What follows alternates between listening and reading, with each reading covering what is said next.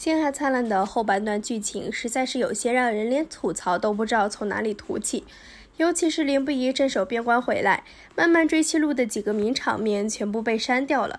尤其两人经历了许多的误会和互相伤害，莫名其妙的就和解了，人物感情转折的显得十分突兀，让人难以接受。今天我就来为大家还原一下原著中内心凌不疑追妻火葬场被删掉的名场面。一、凌不疑与袁慎首次同桌，上演追妻火葬场之路。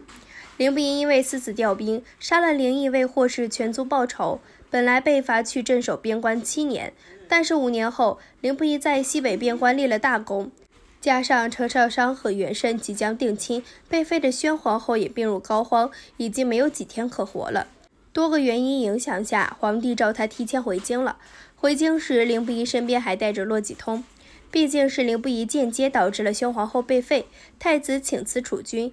要说宣皇后和太子心里起初对凌不疑没有一点埋怨是不可能的，但是时隔多年，宣皇后母子与凌不疑早就释怀了。不过这场永安宫宫宴和解宴会却十分热闹。不过有心人都知道，这场宴席本质上是大型吃瓜现场，这么多女人哪个是为了真的看宣皇后母子和凌不疑和好而来的？大家都想看看凌不疑、程少商、袁慎这3人的修罗场到底怎么收场。按座位排列，凌不疑和骆继通坐一起，程少商和袁慎坐一起。不过凌不疑怎么可能放弃这么好的表现机会，直接坐到了袁慎身边去了？众人皆惊，这是什么流行趋势？前后任未婚夫可以坐一处吗？那以后岂不是前夫、现夫都可以把臂言欢了？正所谓情敌见面分外眼红，大家都等着看好戏呢。程少商安排完宫宴事宜，也准备入座，却发现自己的座位被凌不疑占了。为了避免尴尬，他干脆直接坐到了骆继通的身边去了。看热闹不嫌事儿大的五公主率先开口了：“十一郎，我记得你以前与袁世忠只是泛泛之交，今日怎么能坐到一起去了？”凌不疑干脆直接故意满足所有观众的好奇心，承认所料之事与程少商有关。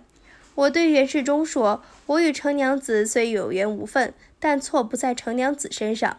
其实她为人甚好，除了吵架时口不择言，发脾气时爱拳打脚踢，熬汤时总忘了放盐，除此之外一概都好。程少商赶紧一脸尴尬的解释，宣皇后也在一旁帮腔。结果凌不疑转头向五公主道：“陛下是不是就是想适才听臣说这些？”五公主愣了。凌不疑这才朝殿内的众人道：“适才都是笑话，我与袁善见说的是征蜀后的诸般琐事，盼诸位莫要无端猜测。”凌不疑故意在众人面前和他不清不楚，暧昧不明，程少商却不能毫无表示。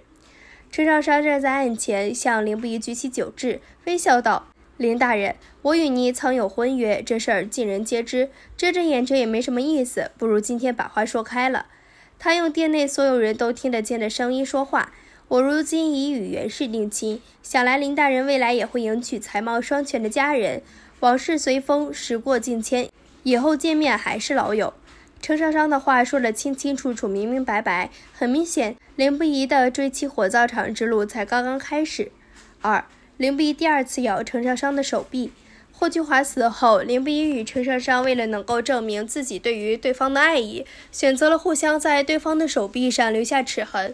镇守西北边关的那5年，凌不疑每每都会看着他这个带有牙印的手臂出神，那个时候就是他在思念程少商。如果不是手臂上的齿印和程少商的弦能够成为凌不疑在行军打仗时面对刀山火海和风霜雨雪的支柱，或许他真的没有办法撑过那5年。所以当他从骆继通的口中得知程少商这几年一直在刻意除掉当年自己留给他的齿痕，他勃然大怒，找到程少商，全然不管不顾，一大步跨上前去，毫无章法来拧过女孩的胳膊，半压着她，掀起衣袖就咬。程少商本能的反抗痛得很了，就胡乱拍打凌不疑的肩膀和手臂，恨极了还去抓他完美无瑕的面庞。当凌不疑也到处挂彩时，他终于松口了。程少商哭地抽回自己的胳膊，只见自己原先即将消失的疤痕上重新覆盖了一圈新鲜的血痕，齿痕清晰，血肉凛然。程少商手臂上的这个齿痕，这辈子都别想除掉了。凌不疑要的就是这个结果，他要程少商看到这个齿痕就想起他。3. 林不疑向陈少商下跪求原谅。咬完以后，林不疑又拿出事先准备好的伤药，细心地敷在陈少商那触目惊心的齿痕上。他也终于冷静下来，好好的将这5年自己憋在心里的话全部告诉陈少商。因为林不疑知道，再这样下去，陈少商真的就嫁给袁慎了。林不疑一把抓住他，单腿跪地，恳求道：“你别这样狠心，6年前是我对不住你，别人不明白，但我明白。你从不肯相信别人，也不愿意依赖别人，可是我逼着你接纳我，等你全心全意要和我过日子时，我却舍下了你。”陈少商淌着泪，咬着牙，恶狠狠道：“我绝不原谅你，别做梦了，我能好好活到现在，就是靠着心硬，我绝不原谅对不住我的人。1次不忠，100次不用，6年前你会舍弃我，焉知以后你会不会重蹈覆辙？我知道人人都明里暗里帮你说话，包括家里的人，可我偏偏不如你愿，没有你我也能过得很好，我绝不会再相信你了，绝不。”林不疑也落下了泪水，卑微地哀求道：“他们不是帮我说话，是在帮我们。